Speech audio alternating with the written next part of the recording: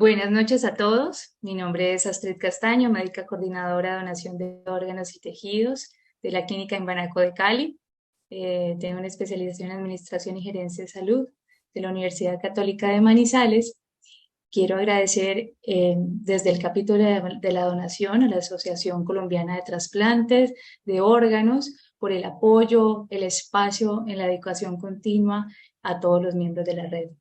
El día de hoy tenemos a un tema de gran interés para nuestro país que permite ampliar los resultados en los pacientes, que favorece el trasplante en Colombia. Agradecer de nuevo a nuestro invitado muy especial, es el doctor David Paredes eh,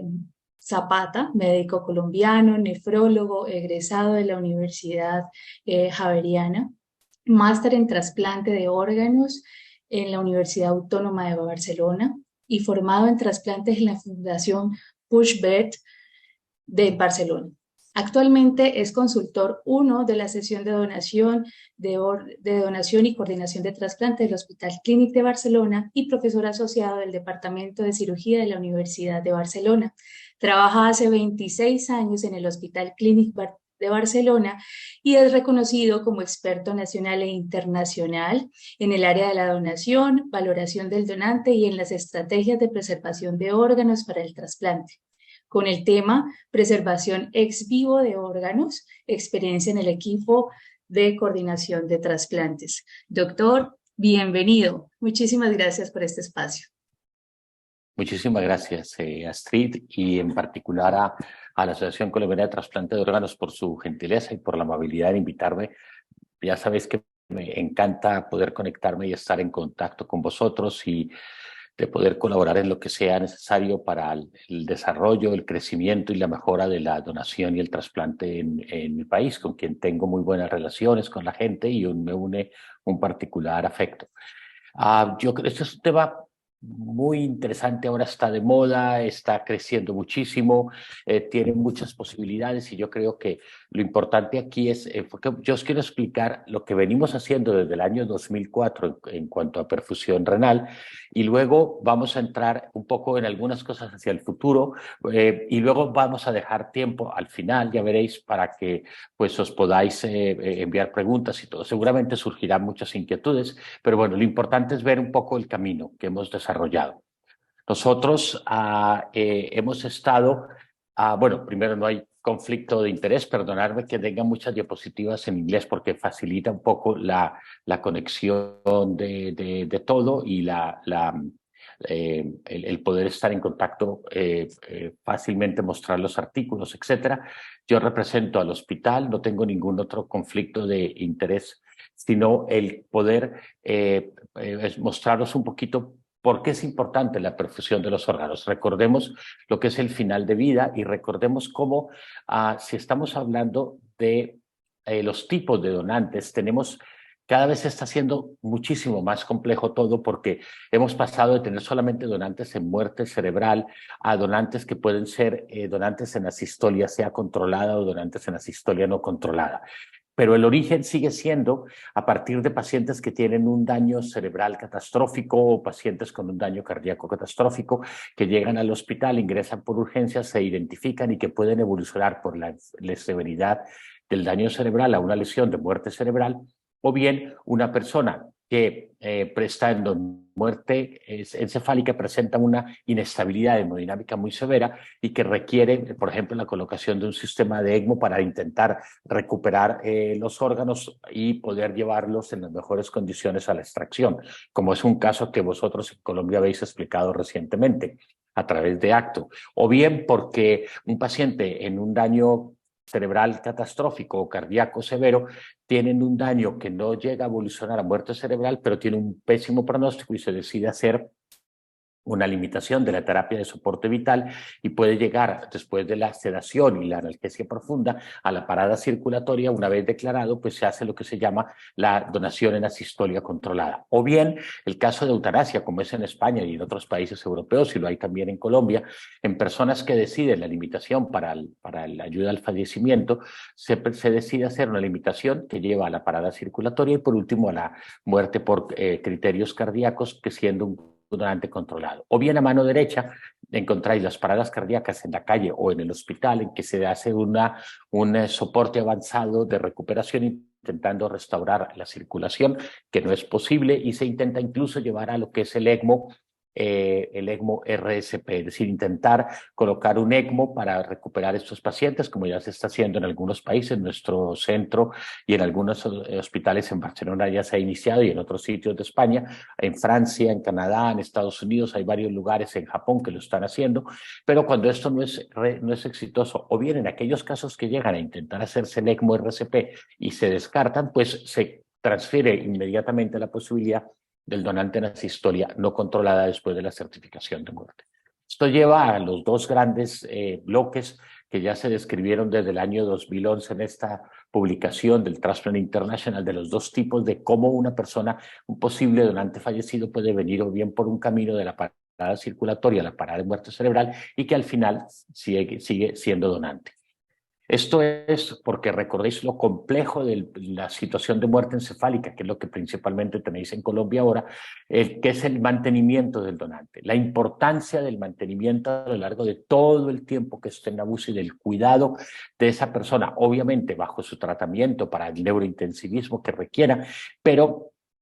recordar que hemos de tener optimizados al máximo los órganos y preservarlos, porque en esos pacientes con daños catastróficos no solamente se ha de pensar en que si el pronóstico y la mejoría cerebral es suficiente y va a recuperar, absolutamente maravilloso, pero si no, hemos de pensar desde temprano en cómo intentar que esté lo mejor cuidado todo para que si en un momento se plantea la donación, los órganos estén en las mejores condiciones posibles. En la sistolia ya lo veíamos, son los dos tipos no controlados o los controlados, y vemos que en la parada cardíaca el tipo 2 los tiempos son muy cortos, ha habido una asistolia muy grande, ha habido una isquemia y un daño de 30 minutos, un mínimo de 30 minutos de resucitación después de la parada cardíaca, luego la muerte, luego se siguen las maniobras de reanimación y nosotros intentamos tratar de recuperar los órganos antes de que hayan pasado 2 horas y media de la parada cardíaca, lo que implica un daño isquémico severísimo, que dependerá la recuperación de esos órganos de la capacidad de brindar una adecuada resucitación cardíaca con un sistema de Lucas o cualquier device que ayude a recuperar, a tener un mejor masaje externo, o bien pues serán órganos que están sometidos a una isquemia brutal. Y fijaos cómo antes de 2 horas y media tenemos que estar conectando a un sistema de recirculación normotérmica regional que permita reintentar recuperar o preservar estos órganos. Y lo mismo sucede en el tipo 3, en la sistolia controlada, que después de la parada cardíaca en esto sabemos muy bien que el tiempo es controlado, pero todo depende de la sedación y la analgesia que pongamos en el donante para llegar al momento de la parada cardíaca y de intentar recuperar los órganos, incluso llegar a recuperar hasta corazón.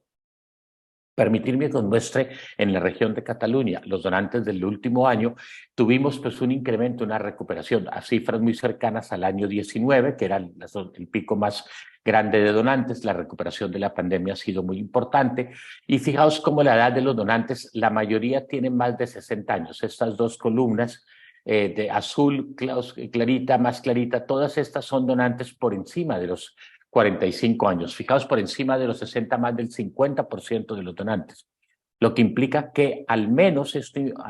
se acompaña de hipertensión, de diabetes, de esteatosis, de obesidad, de disfunción, que puede significar el querer utilizar una máquina de perfusión ex vivo para tratar de recuperar los órganos. Incluso fijaos cómo estos casos de anoxia, que es este azul clarito, que va creciendo a lo largo de los años, son pacientes de parada cardíaca que se recupera de la parada, pero que luego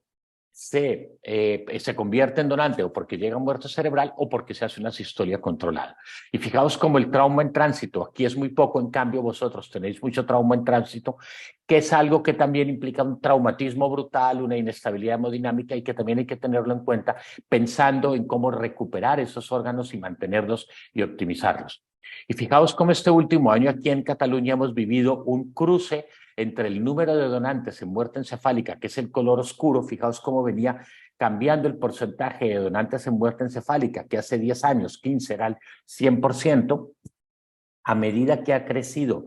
la sistolia controlada y que se ha mejorado también el neurointensivismo, el tratamiento endovascular y la mejora de la supervivencia del paciente con patología cerebral, pues esto hemos llevado a que el paciente ya no fallece en el momento por muerte cerebral o por el daño catastrófico, sino que acaba quedando en una situación vegetativa o en una situación con un mal pronóstico, y por eso se plantea la donación en la sistolia controlada. Y veis cómo este último año se ha cruzado y la sistolia controlada ha superado la muerte cerebral. Y veis, lo mismo sucede en España. La donación en asistolia, fijaos cómo tenemos un gran número de donaciones en asistolia tipo 3. La tipo 2, dado el crecimiento tan grande que ha tenido el tipo 3, la tipo 2 se ha limitado. Con la pandemia prácticamente se cerraron los programas, excepto nosotros prácticamente somos el único centro que hemos tenido el año pasado, en el 22, abierto la asistolia no controlada. Y fijaos este número de 42, que son los casos de eutanasia que ha habido en España el año pasado. Toda esta gran cantidad de órganos procedentes de asistolia está llevando a que se exponen los órganos a una situación de isquemia reperfusión mucho mayor en donantes añosos, en donantes con pluripatología, lo que se ve también en estas cifras del hospital. Fijaos en el hospital clínico. El año pasado tuvimos 69 donantes, y como tenemos donantes en la asistolia controlada, el verde clarito, y los no controlados, fijaos el gran número de la asistolia que hemos superado por encima de la muerte cerebral, y vamos en una cifra semejante en lo que va de este año.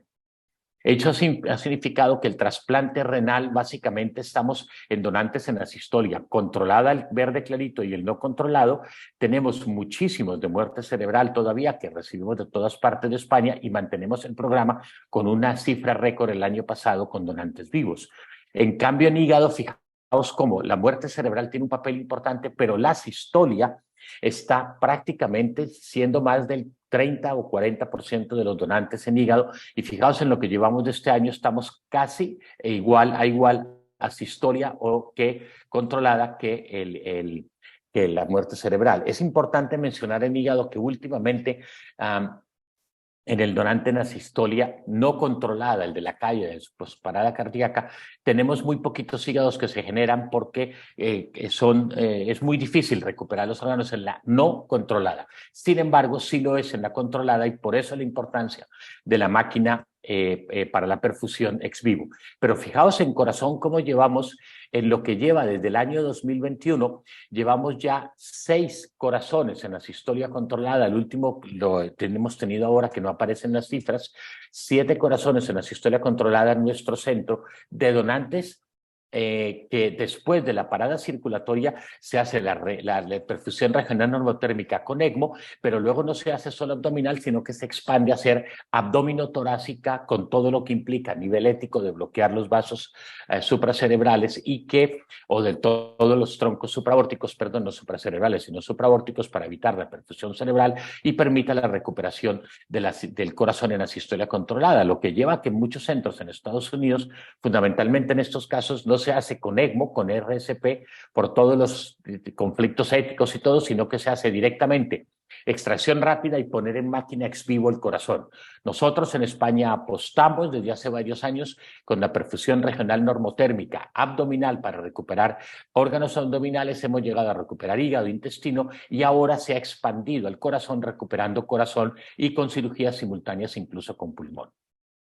En páncreas, fijaos lo que es la sistolia controlada, que llevamos los trasplantes simultáneos de páncreas-riñón, de asistolia controlada, este verde, fijaos el número, que no es nada despreciable en los últimos años, lo cual implica una apuesta muy grande por recuperar órganos, incluso en los daños del mayor injuria. Y no solo la injuria aparece durante la extracción, como os decía, es todo el cuidado durante el mantenimiento. ¿Por qué la perfusión regional normotérmica? Por esta imagen que es muy evidente. Se nos apaga el móvil, queremos recargarlo, igual con los órganos abdominales, reperfundámoslos utilizando el mismo organismo como una máquina de recuperación después de la parada circulatoria, con perfusión regional normotérmica, intentando recuperar esos órganos y volverlos a cargar, hacer lo que muestra esta imagen de un hígado a la izquierda versus la derecha, a que todos preferís los órganos de la derecha después de una perfusión regional normotérmica.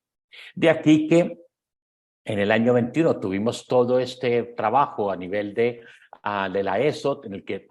tuve la fortuna de participar con diversos expertos de varios países, para explicar todo el proceso de la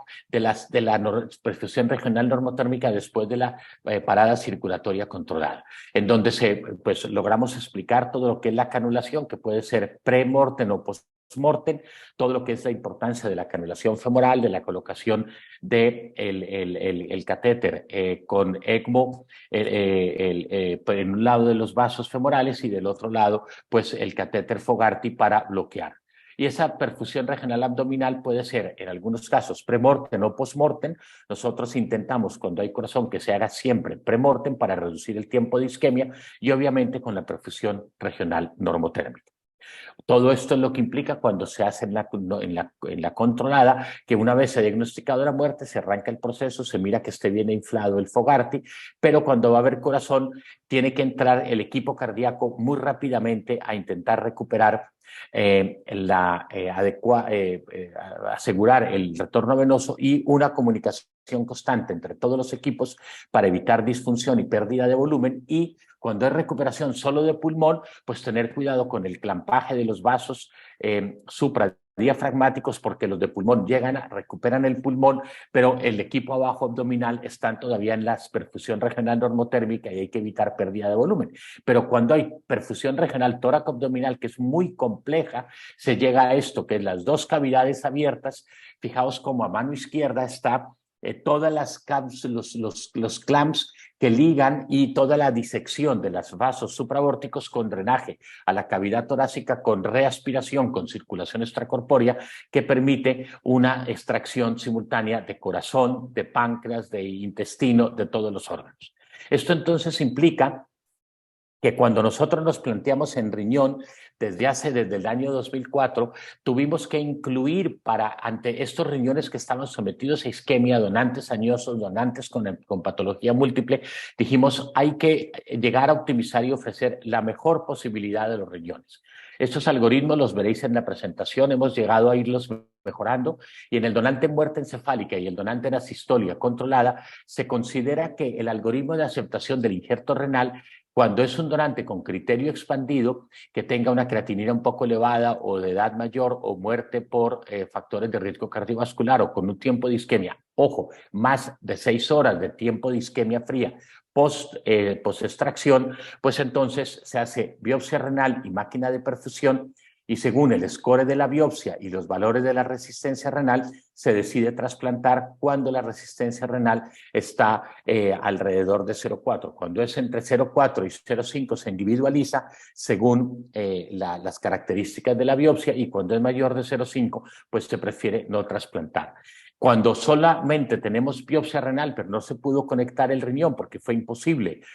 con conexión técnica se compara con el otro riñón y se intenta mirar y valorar si se individualiza o no. Cuando la biopsia renal es muy alta, entonces cuando una esclerosis es menor del 20% en función de la resistencia, somos más restrictivos con la resistencia que lo éramos cuando el score de la biopsia era más bajo. ¿Veis cómo esto es para la asistolia controlada? Para la no controlada somos todavía mucho más exquisitos en la no controlada porque es un riñón sometido a mucha más isquemia. Hemos bajado los criterios de selección de la no controlada hasta 60 años, ya veréis por qué más adelante, antes los teníamos hasta los 65, y en función del aspecto macroscópico, la perfusión del órgano, si el donante tiene ojos en la asistolia no controlada, solo si el donante tiene más de 50 años, entre 50 y 60, y con causa de muerte de origen cerebrovascular, se hace biopsia renal y máquina, pero si es menor, no lo ponemos en la máquina, ni hacemos biopsia. Ojo, solo la máquina la haríamos cuando no hacemos biopsia, pero sí lo ponemos en la máquina. Lo importante es que en la asistolia consideramos que la máquina nos va a brindar una facilitación para la recuperación de ese órgano que ha estado en hipoxia, en isquemia, en frío, y nos permitirá a facilitar la vasodilatación del vaso, y es lo que ve uno durante el tiempo, durante la perfusión renal ex vivo, y permitirá, según el índice de resistencia y el índice del score de biopsia, pues decidir si se trasplanta o no. El hecho es que vemos que aquí hemos bajado hasta los 60 años, pero el importante aquí, el punto es qué nos aporta la perfusión. Por eso, la perfusión renal no debe ser considerada como solamente un elemento ex vivo para recuperar órganos. Hemos de empezar a recuperar desde el mantenimiento del donante durante la extracción, durante el momento de la cirugía de extracción, si es una sistolia, durante el momento de la perfusión regional normotérmica, y todo tenerlo en cuenta antes de llegar a la perfusión en frío para luego pensar en ponerlo en una máquina.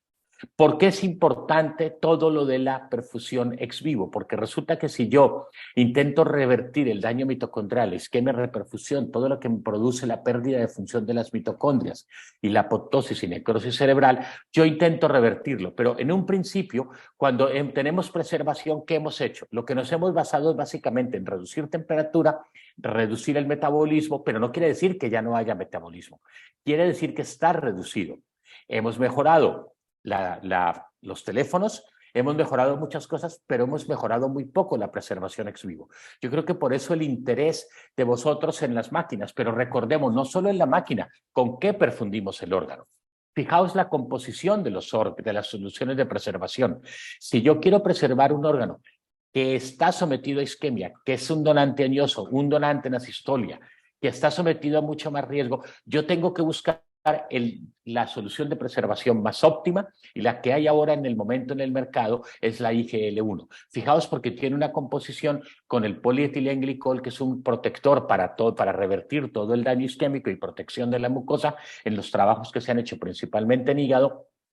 Y quiero insistir en la importancia de la solución de preservación, porque yo lavo los órganos durante la extracción y los conservo en frío hasta que llego al lugar donde tenga el laboratorio donde pueda montar los órganos en la máquina. Y las soluciones de preservación de la máquina depende qué solución le voy a poner en la máquina, si es frío o siendo normotermia con sangre. De modo que vemos que la preservación de los órganos requiere empezar a pensarlo desde el donante, porque la máquina en un donante ideal, que a lo largo del tiempo, pues a medida que pasan las horas, pues el donante ideal va perdiendo un poquito la función a medida que van llevando las horas, pero pues no tendré mucha cosa que ofrecer. Pero en el donante subóptimo o donante marginal o donante expandido, yo es donde tengo más posibilidad de expandir y mejorar un poquito después de la preservación, pero ojo, entre mejor tenga el donante antes, mucho mejor. Estas máquinas ya se diseñaron desde principios del siglo XX, con aquellas máquinas que eran gigantescas. Estas fueron las primeras que tuvimos a la izquierda, la de Waters RM3. Luego empezamos a tener la de Waves, mucho más sofisticada, más portátil, la de Organ Recovery System. Y ahora tenemos, que es este huevito, el de LifePort o Organ Recovery System, o tenemos las de Ex Vivo, o tenemos otras de Organ Assist, etc. Vamos a lo esencial. ¿Cómo eran las máquinas inicialmente con la que empezamos en el 2004? Era esta, que en un mismo cassette iban 2 riñones, tenía una zona para enfriamiento, una máquina que un medidor de flujo y un medidor de presión, y en función de eso se calculaba la resistencia en función de esta fórmula matemática. Y nos iba dando un índice de pulsatilidad, nos iba mostrando una curva, porque era un pistón que golpeaba contra un equipo plástico, que lo que hacía era impulsar a través del riñón la solución de preservación en frío, permitiendo que a medida que la arteria se abría, iba permitiendo que iba perfundiéndose mejor el riñón, y uno veía cómo a medida que la arteria iba abriéndose iba saliendo sangre, líquido de preservación con sangre, iba lavando, iba perfundiendo, la resistencia que estaba cerca de uno iba bajando poco a poco, y eso nos permitía tener una adecuada valoración del órgano. Esta perfusión pulsátil, que es la que trabajamos muchísimos años, fijaos la forma como conectábamos ese riñón, que está bellísimo, fijaos cómo se conectaba con el parche arterial, se conectaba a la máquina, mirad 2 órganos allí, mirad cómo el líquido de preservación se ve con un poquito de sangre. Esas son imágenes de hace ya varios años. Diciembre 9 del 2004, fijaos que lo dice la imagen, cuando empezamos a perfundir estos riñones, y un riñón que salía limpio, que estaba ya la arteria que había ido abriéndose poco a poco, y lo que permitía que cuando el equipo llegaba a quirófano, los urólogos se sentían fascinados con estos riñones que estaban mejorando. La publicación del año 2009 del New England, del equipo de Eurotransplant, es un estudio randomizado que es el que marcó la inflexión con la perfusión renal, en donde se vio que a medida que un tiempo de isquemia, hablaba solo de 15 horas, fijaos este dato, pero que permitía la recuperación de órganos no solo en asistolia controlada, sino también en muerte encefálica, y luego hubo más trabajos incluso de recuperación de órganos que habían sido desechados para trasplante, luego de varias horas de perfusión con la máquina, intentando tener unas hasta casi 30 horas de perfusión con la máquina, y cómo se mejoraba la perfusión en la máquina a lo largo de en donantes que eran relativamente jóvenes con la máquina, pero lo que había la duración de los tiempos de isquemia eran muchísimo menores, teniendo una supervivencia del injerto mucho mejor en los que estaban perfundidos en máquina versus los que no estaban en la máquina. El impacto nosotros vimos en el año 2015, publicamos este artículo recogiendo lo que habíamos estado viendo nosotros en la tasa de descarte, y vimos el impacto de la máquina para evaluar la tasa de descarte y la tasa de trasplante de los donantes con criterio expandido en muerte cerebral, mirando la non-primary function y el delay graft function. Y fijaos cómo,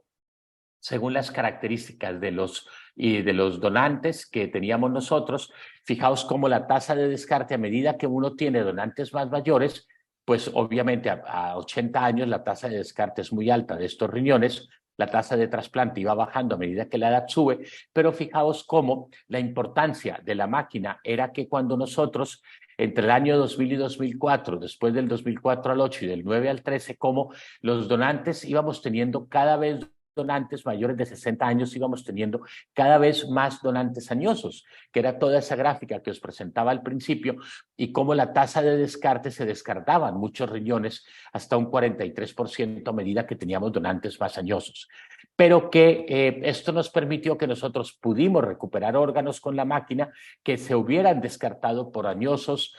con solo la biopsia renal. Y entonces, permitirme que os muestre el último estudio que hicimos de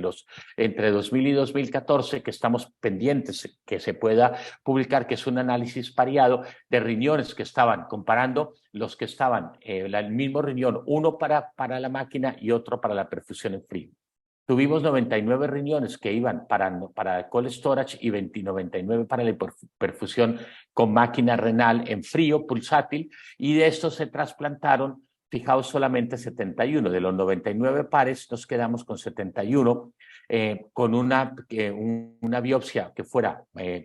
un score menor de 4 y una resistencia que fuera un índice, perdón, cuando el score de la biopsia era mayor de 4, cuando la resistencia renal era mayor de 5, se descartaban para trasplante, por eso en el análisis final tenemos solo 71. Fijaos cómo la mayoría eran por la muerte cerebral de causa hemorrágica, un 52% con hipertensión, 15% con diabetes, y fijaos cómo por encima de 15 horas entre los riñones que estaban con máquina o en frío, por encima de 15 horas, el riesgo de fallo, de retraso en la función del injerto era mayor, se retrasaba un poquito con la máquina, pero aún se daba estando con la máquina. De aquí la importancia de lo que decíamos es que el retraso en la función del injerto, cuando era menor de 11 horas cuando era menor de 11 horas en frío, los que estaban en máquina no había mayor diferencia, era un poquito mayor,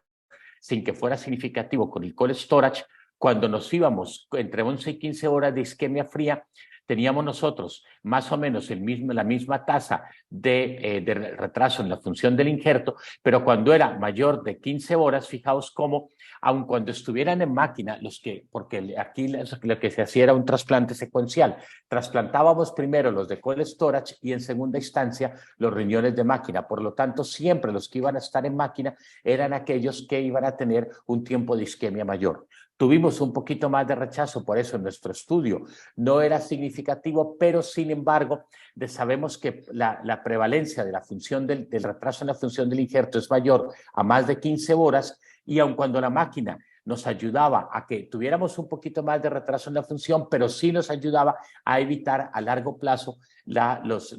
creatinina en la máquina era un poco menor, la creatinina a los 12 meses. Fijaos cómo eran, a pesar de tener tiempo de isquemia mucho mayores con la máquina, eran muy adecuadas. Fijaos, 19 horas de isquemia versus 15 horas con la perfusión en frío en la máquina. Lo que decíamos nosotros que el tiempo ideal del tiempo de isquemia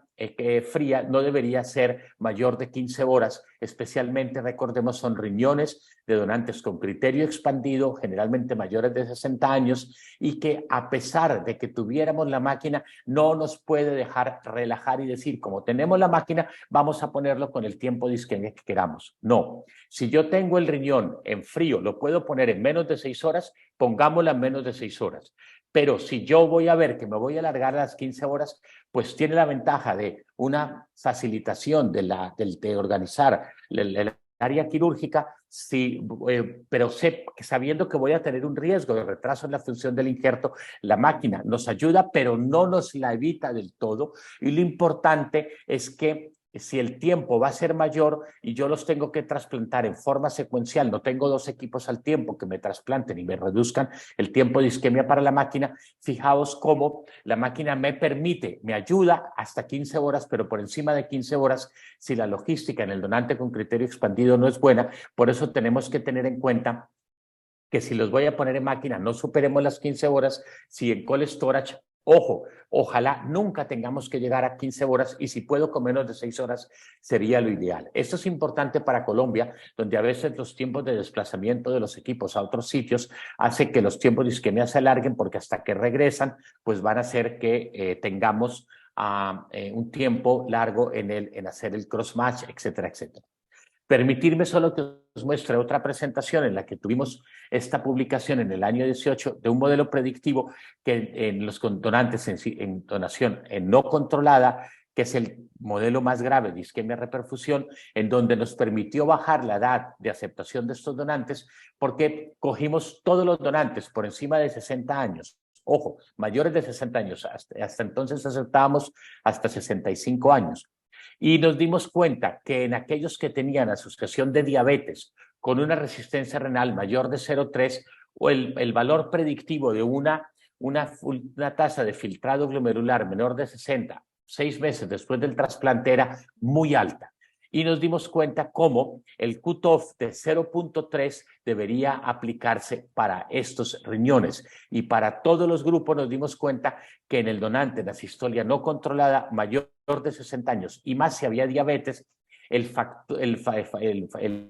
de resistencia renal en la máquina tenía que ser crítico para decidir si aceptábamos o no, porque empezamos a tener mucha disfunción renal en estos riñones, por eso decidimos bajar la edad. Y ahora el futuro, ¿cuál es? La normotermia. Pero aún falta por aprender mucho de la normotermia.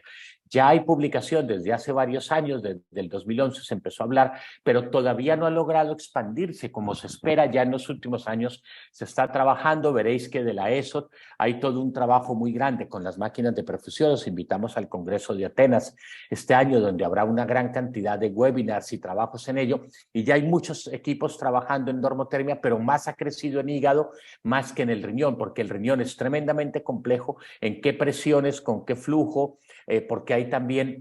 lo que es el trabajo del túbulo, toda la reabsorción tubular, si se pierde o no se pierde, porque no es solo filtrar, no es lo mismo que en el hígado, que es solo perfusión a flujos más bajos, con presiones más bajas, por la arteria porta, por la arteria hepática. En cambio, en el riñón estamos perfundiendo por una sola vía y luego hay producción de orina. Con lo cual aquí la cosa es un poco más compleja. Se ha hablado de resucitación de riñón en no trasplantables con la normotermia. Todavía no hemos llegado a eso. Se han publicado algunos artículos, pero las cosas han quedado relativamente quietas. No hay últimos trabajos. Fijaos cómo nosotros tenemos máquina de perfusión ex vivo con normotermia, con sangre. No hemos llegado todavía al ensayo clínico de utilizarlo para trasplante. Estamos por ahora con los riñones descartados para aprender cómo perfundir estos riñones de isquemia que han tenido riñones generalmente con isquemias largas, añosos, con factores de riesgo que se han descartado para trasplantes. Los perfundimos con la normotermia para ver cómo funcionan y estamos revisando estos casos. Pero fijaos cómo pueden producir orina, fijaos cómo tenemos a veces presiones de 70 milímetros de mercurio, muchísimo más altas que las presiones que teníamos en la perfusión normotérmica, perfusión ex vivo, con hipotermia, que eran de 30 a 35. Aquí podemos llegar a presiones de milímetros de mercurio hasta casi cerca de 70, pero incluso nos parece todavía muy alto porque se produce a veces hematuria y daño del riñón. Por lo tanto, Para conclusión en cuanto a riñón,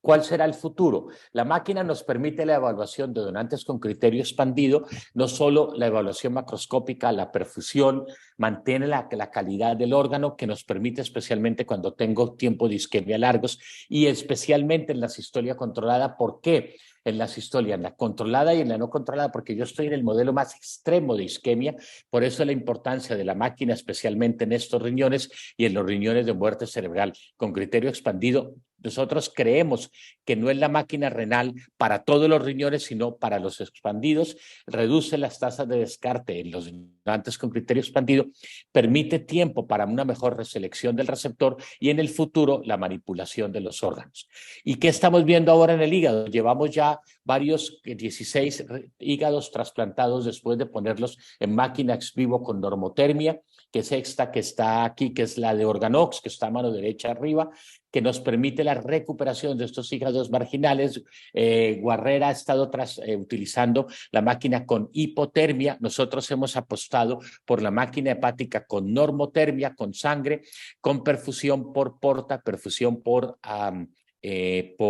la arteria hepática con presiones que están alrededor de 30, 35, un poco más suave por la porta y con un perfusato que consiste en glóbulos rojos con gelofundina y con aporte de vitaminas, de sales biliares y con glucosa y con insulina y bicarbonato y a los que se les pone antibiótico para evitar infección. En el futuro estamos ahora ya perfundiendo hígados con hasta 2, 3 días para ver cómo trabajar en estos hígados, cómo aprender con un órgano solo, aislado, ex vivo, cómo perfundirlos y en eso estamos trabajando porque es que la isquemia del frío con la máquina de perfusión estamos evitando todo el daño de la pérdida de la producción del ATP, todas las hiposantinas que se producen con la isquemia en frío, las estamos revirtiendo, estamos formando nuevamente ATP y estamos intentando que se recupere el hígado, pero eso solo lo podemos intentar logrando pues en el futuro con una máquina oxigenada o con hipotermia oxigenada o con normotermia, obviamente con oxigenación, que es el estudio HOPE, que son diversos estudios que hay. Aquí está la máquina hipotérmica oxigenada del estudio HOPE, en donde hemos trabajado en donantes también en asistolia no controlada y incontrolada, y con alguna mejora en modelos experimentales en el que está con oxígeno y con hipotermia, vemos cómo post-trasplante la recuperación es mejor de aquellos que estaban en la máquina versus los que estaban en cold storage y esto lo que nos permite es intentar recuperar los órganos. ¿Qué vendrá en el futuro? En el futuro estará en que pasaremos de la perfusión en el donante, ojo, en el donante tenemos que intentar evitar la isquemia cuando ya se produce la sistolia, ojalá haya la perfusión regional normotérmica para evitar no tener que llegar al enfriamiento en frío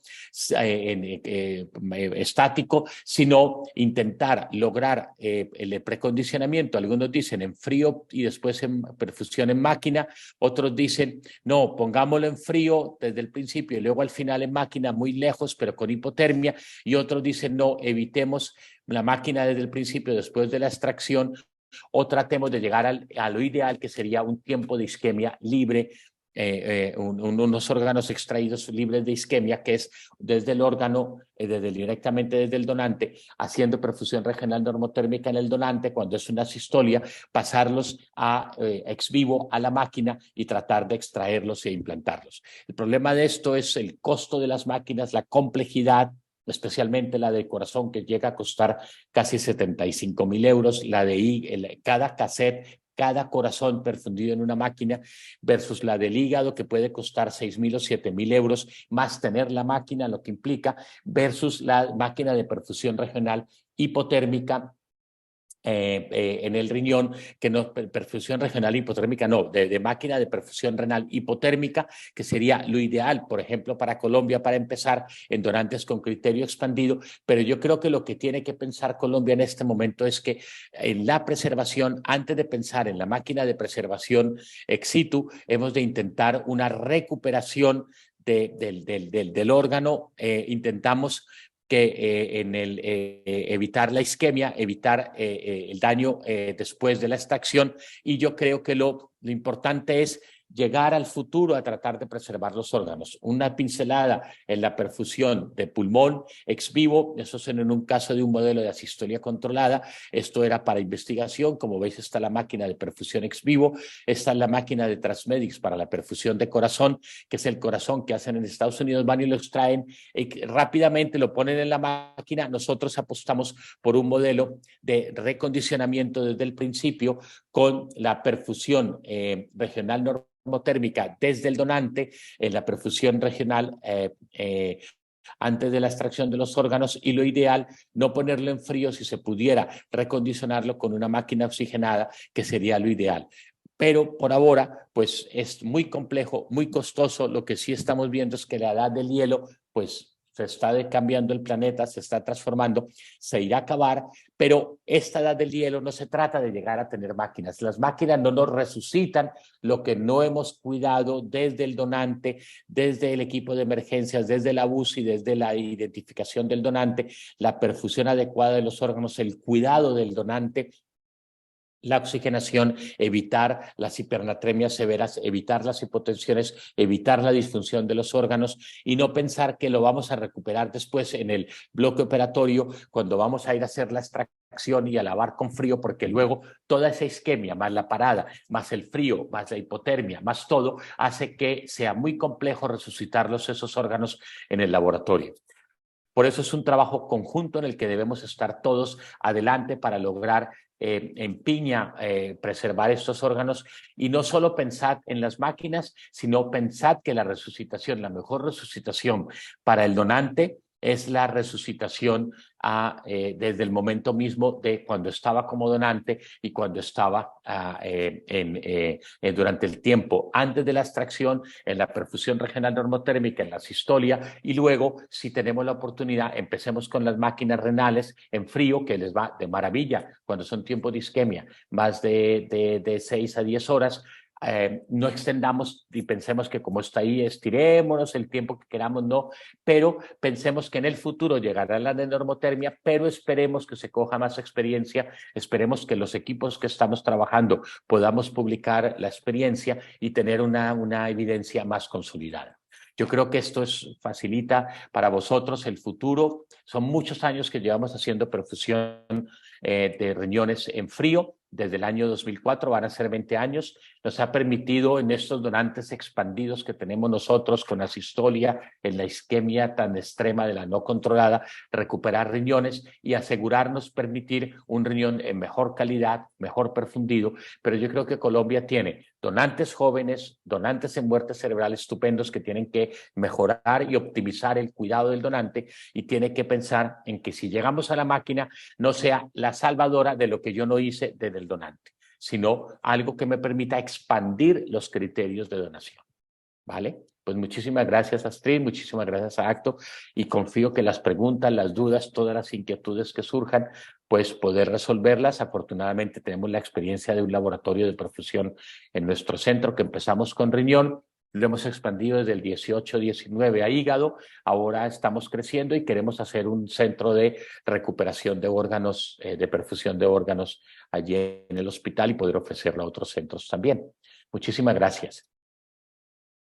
Doctora, a usted mil gracias por este espacio, por compartirnos su experiencia, la experiencia en su centro, que sin duda es referente a nivel mundial. Nosotros, por supuesto, siempre abiertos, digamos, desde el capítulo de la donación y todo el equipo de la Red de Colombia, a poder ampliar estas posibilidades,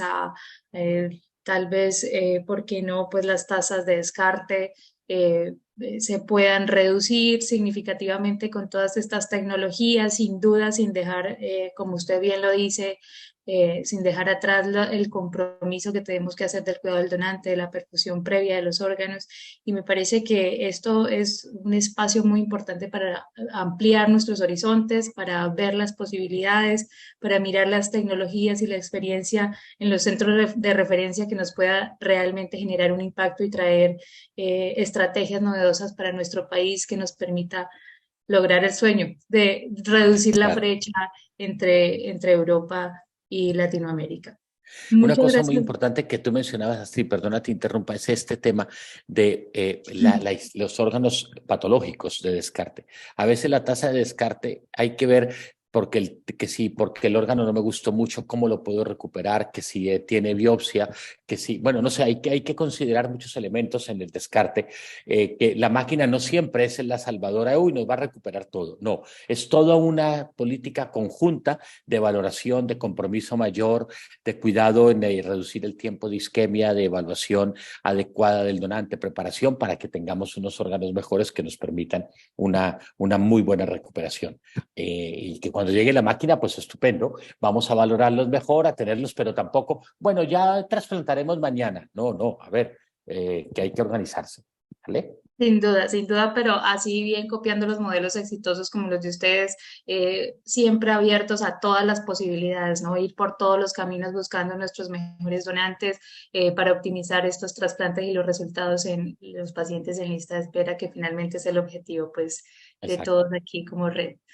Doctor, Mil nuevamente, gracias, Astrid. mil Y gracias quedo a usted. pendiente, lo que necesitéis por el mail, lo que sea importante. Al final, no sé si lo puse, pero no me acuerdo si aparecía al final, pero pues ya lo puedes tú, es dparedes@clinic.cat, ¿vale? Yo ahorita El se los correo. pongo por el chat para que todos Vale, tengan esta oportunidad, doctor, de poder compartir con usted.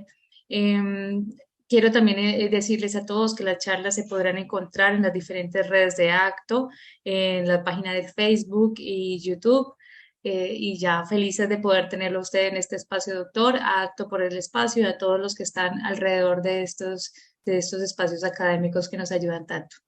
Mil gracias, doctor. Un muchas feliz gracias. descanso. Mil Que estés gracias. muy bien. Gracias.